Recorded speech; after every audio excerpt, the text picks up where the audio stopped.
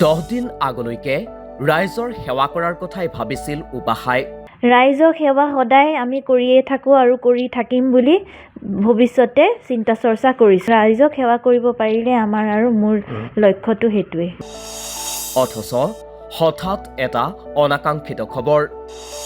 ভৃগু ফুকনৰ একমাত্ৰ কন্যা উপাসা ফুকন আৰু নাই। বাইদেউ ইতিমধ্যে বাহিৰত বাচন ধুব হওঁতে তাই কোন মুহূৰ্তত ওপৰেদি গৈ জাপ মাৰি দিলে, বাইদেউ গমে নাপালে। আজিৰ পৰা মাত্ৰ 10 দিন আগৰ কথা। সিদিনা আছিল 20 মাৰ্চ, ভৃগু ফুকনৰ মৃত্যুবাৰ্ষিকী। সিদিনা আমি গৈছিলোঁ খাৰঘুলিৰ জয়পুৰস্থিত ভৃগু ফুকনৰ বাসগৃহলৈ। উদ্দেশ্য ভৃগু ফুকনৰ পৰিয়ালৰ এটা খবৰ লোৱা। এই ঘৰতেই বাস কৰে অসম চৰকাৰৰ একালৰ প্ৰতাপী মন্ত্ৰী ভৃগু ফুকনৰ পত্নী ইন্দিৰা ফুকন আৰু একমাত্ৰ কন্যা উপাসা ফুকনে। সিদিনা পিতৃৰ প্ৰসংগত দুআষাৰ ক'বলৈ গৈ এই মন্তব্য কৰিছিল ভৃগু ফুকনৰ জীয়ৰীয়ে যে তেখেতে সদায় সমন্বয় এনাজৰীৰে অসমখন ৰাখিছিলে। তেখেতে সদায় মানুহক ভক্তি শ্ৰদ্ধা আৰু মানুহক ভাল পাবলৈ শিকাইছিলে। তেখেতে কৈছিলে যে ৱৰ্ক হৈছে ৱৰ্শ্বিপ অফ মেনকাইণ্ড। সেইকাৰণে মেনকাইণ্ডক কেনেকৈ ৱৰ্শ্বিপ কৰিব পাৰি, কেনেকৈ মানুহৰ সমাজক সেৱা কৰিব পাৰি, সেইটোৱে তেখেতৰ মূল লক্ষ্য আছিল। জাতীয়তাবাদী মনৰ স্পষ্টবাদী সত্তা আছিল ভৃগু কুমাৰ ফুকনৰ কন্যা। ৰাইজৰ সেৱাত ব্ৰতী হোৱাৰ মন আছিল উপাসাৰ। পিতৃয়ে গুৰি ধৰা দলৰ বৰ্তমানৰ কাৰ্যকলাপক চোকা সমালোচনা কৰিছিল উপাসাই। এতিয়া AGP আৰু BJP এলায়েন্স কৰিছে আৰু আগৰ অগপ আছিলে জাতীয়তাবাদী চিন্তা চৰ্চা কৰা, কিন্তু এতিয়া অগপটো BJPৰ লগত চামিল হৈ পেলাই অলপ বেলেগ ধৰণে চিন্তা চৰ্চা কৰিছে। আগৰ অগপই শ্বহীদক প্ৰণাম কৰিছিলে, কিন্তু এতিয়া স্কেবো তেহাঁতি ছাপোৰ্ট নকৰিলে আৰু এতিয়া অগপ দলটো পৃথক আৰু আগতকে। বৰ্তমানৰ চৰকাৰৰ কাৰ্যকলাপতো বিতুষ্ট ভৃগু কন্যা। উপাসা ফুকনৰ মতে এতিয়া জংঘল ৰাজ চলিছে অসমত। মাছ ডিষ্ট্ৰাকশ্যন মানে এতিয়া যোনটো জংগল ৰাজ চলি আছে, এতিয়া আমি দেখিবলৈ গ'লে অসমত এতিয়া মাটি চব বনিয়াক বিক্ৰী কৰি দিয়া হৈছে আৰু ভৱিষ্যত প্ৰজন্মৰ কাৰণে মাটি নাই। সেইটো তেনেকুৱা চিন্তা চৰ্চাৰে তেখেতে সদায় জালুকবাৰী সমষ্টি হওক বা অসমৰ 1 বেজি মাটিও কাকো দিয়া নাছিলে, কিন্তু এতিয়া আমি সেইটো দেখা নাই, অনুভৱ কৰা নাই। আমি অনুভৱ কৰিছোঁ জংগল ৰাজ। সেই জংগল ৰাজৰ পৰা আমি কেনেকৈ ওলাই আহিব পাৰি বা কেনেকৈ আমি আমাৰ সমন্বয় এনাজৰীটো গঠি ৰাখিব পাৰি, সেইটোৱে কামনা কৰিছোঁ।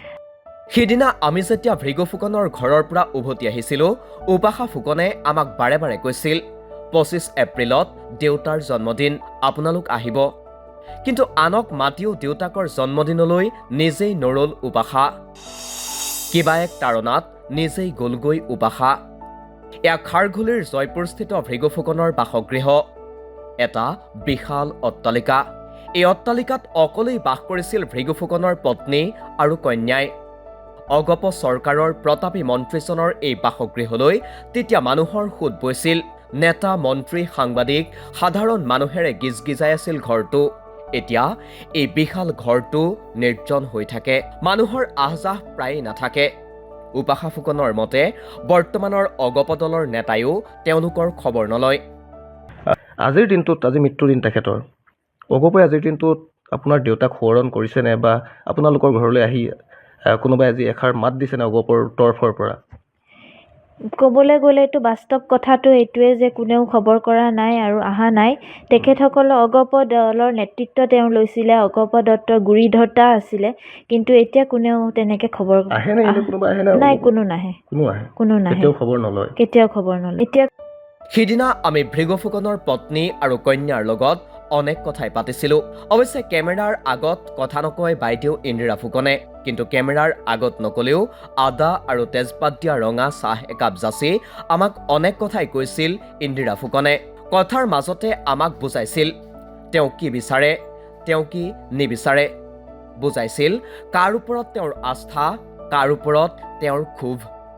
তেওঁ আমাক সুধিছিল বৰ্তমানৰ ৰাজনৈতিক প্ৰেক্ষাপটৰ কথা, 2-এজন সম্ভাৱনাময় ৰাজনৈতিক নেতাৰ কথা।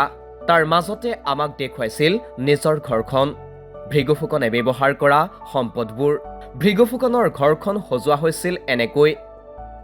এই কোঠাটোতেই ভৃগু ফুকন ডাঙৰীয়া থাকিছিল।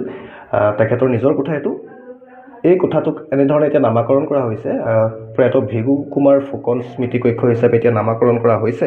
আৰু এই কক্ষটোতেই ভৃগু ফুকন ডাঙৰীয়াই থাকিছিল। ইয়াৰ কাষৰ আমি যিসমূহ কোঠা, ভৃগু ফুকন ডাঙৰীয়াৰ ঘৰৰ যিসমূহ কোঠা আমি আপোনালোকক দেখুৱাবলৈ চেষ্টা কৰিম। আন এটা কোঠা আছে, আমাক তেখেতৰ কন্যাই জনোৱা মতে এই কোঠাটোত ভৃগু ফুকন ডাঙৰীয়াৰ মাতৃয়ে বাস কৰিছিল আৰু এই কোঠাটোৰ নাম দিয়া আছে শৰৎচন্দ্ৰ সিংহ স্মৃতি কক্ষ। এনেদৰে ভৃগু ফুকন ডাঙৰীয়াৰ বিভিন্ন ঘৰৰ বিভিন্ন কোঠাসমূহ নামাকৰণ কৰা হৈছে। আন এটা কক্ষ দেখুৱাম, এটা গোসাঁই ঘৰ হয় আৰু এই কোঠাটোক গংগা গোবিন্দ ফুকন স্মৃতি কক্ষ হিচাপে নামাকৰণ কৰা হৈছে। আন এটা কোঠা ভৃগু ফুকন ডাঙৰীয়াৰ বাসগৃহৰ আন এটা কোঠা, যিটো কোঠা নামাকৰণ কৰা হৈছে স্বৰ্গীয় উপেন বৰ্ম স্মৃতি কক্ষ হিচাপে। এইখন ঘৰত অকলেই দিন কটাইছিল ভৃগু ফুকনৰ পত্নী কন্যাই। কন্যা উবাশা ফুকন এতিয়া গ'লগৈ। অসমে হেৰুৱালে এগৰাকী সম্পদ। এতিয়া এইখন ঘৰত অকলশৰীয়া বাইদেউ ইন্দিৰা ফুকন। ৰাইজৰ সহায় সহযোগিতা, সাহস আৰু সংগই বাইদেউক এতিয়া অনাগত দিনসমূহৰ বাবে সবল আৰু সাহসী কৰি তোলক, এয়াই আমাৰ কামনা। নিউজ ডেস্ক ৰিপোৰ্ট, দি ক্ৰছ কাৰেণ্ট।